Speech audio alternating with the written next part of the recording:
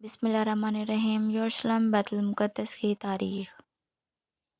اللہ تعالیٰ نے حضرت داؤد علیہ السلام کو یروشلم کا بادشاہ بنایا، پھر ان کے بیٹے حضرت سلیمان علیہ السلام کو تخت ملا۔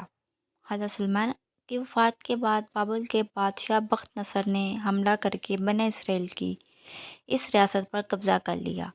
ہیکل سلیمانی تباہ ہوا، یہودیوں کو لونڈی غلام بنا لیا گیا۔ فارس سے ایک بادشاہ اٹھا جو مختلف علاقوں کو فتح کرتا ہوا بابل پر حملہ آور ہوا۔ بابل کی فتح کے ساتھ ہی یروشلم بھی ایرانی سلطنت کا حصہ بن گیا۔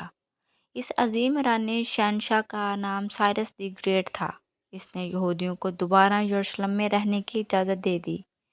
یہودیوں نے دوبارہ ہیکل بھی تعمیر کر لیا۔ صدیاں گزرتی رہی، ایرانی سلطنت میں کئی عروج و زوال آئے۔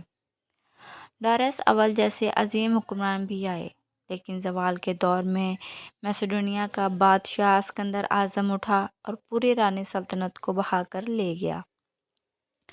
یروشلم کا بھی اسکندر کی سلطنت کا حصہ بن گیا۔ پھر ایک لمبا وقت گزر گیا، حتیٰ کہ رومی سر اٹھانے لگے۔ انہوں نے اپنے ارد گرد کے علاقوں کو فتح کرنا شروع کیا۔ شمالی افریقہ، یورپ کے علاقے، اسکندر کے علاقے، میسیڈونیا اور یونان کو بھی رومی سلطنت کا حصہ بنا دیا۔ حتیٰ کہ یروشلم، فلسطین، شام، مصر بھی رومی سلطنت کا حصہ بن گئے۔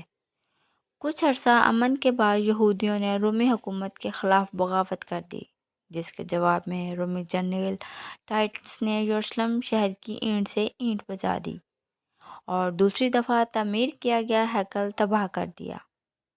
یہودیوں پر ظلم و ستم شروع ہو گیا۔ یہی وہ دور تھا جب یہودیوں پر ایسا برا وقت آیا کہ ان کو دنیا بھر کے مختلف علاقوں میں پناہ لینی پڑی۔ صدیاں گزرتی گئی، رومی سلطنت اتنی بڑی ہو گئی کہ اسے دو حصوں میں تقسیم کر دیا گیا۔ مشرقی رومی سلطنت کو بازنطینی سلطنت اور مغربی رومی سلطنت کو پایا تخت روم کہلایا۔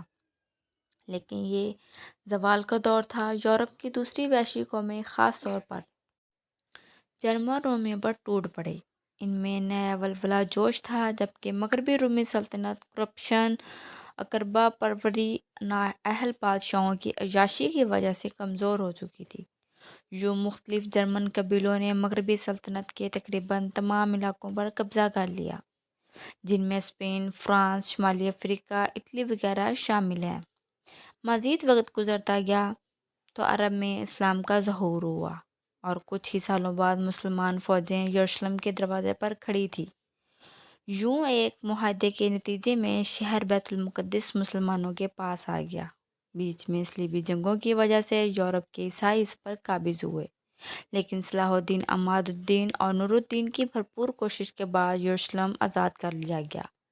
پھر یروشلم پہلی جنگ عظیم تک مسلمانوں کے پاس ہی رہا، حتیٰ کہ اب اس وقت یہ اسرائیل کے کنٹرول میں ہے، جہاں وہ تیسری دفعہ ہیکل سلیمانی بنانے کی کوشش میں ہیں، کیونکہ ان کا عقیدہ ہے کہ اس کی تعمیر کے بعد ان کا مسیح آئے گا جو یروشلم کے تخت پر بیٹھ کر پوری دنیا پر حکومت کرے گا، لیکن وہ دجال ہوگا۔ اس حوالے سے پروپیگنڈا بھی آج کل کیا جا رہا ہے کہ دجال نامی کسی چیز کا کوئی وجود نہیں، لیکن انشاءاللہ آپ کو تاریخی واقعات کی روشنی میں بتاؤں گی کہ حقیقت ہے۔